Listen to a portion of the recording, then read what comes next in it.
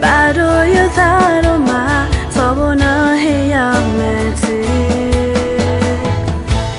Nasa lo Lena hete nera ya Namahago Ke iya bana bagi yerile Yemi buata lo puejo Na bao sine ya Tami buahila ako na leka baya Tawa na khekwe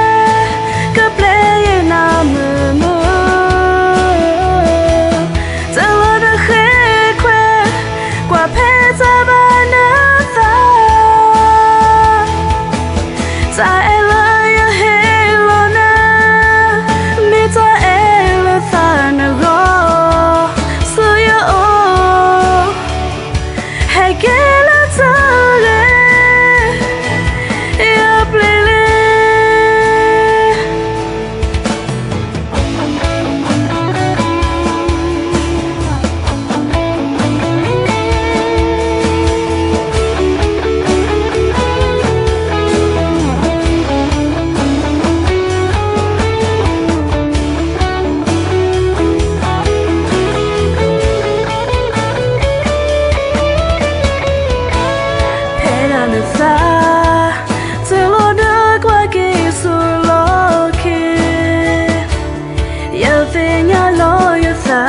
Khoplo ya sakradona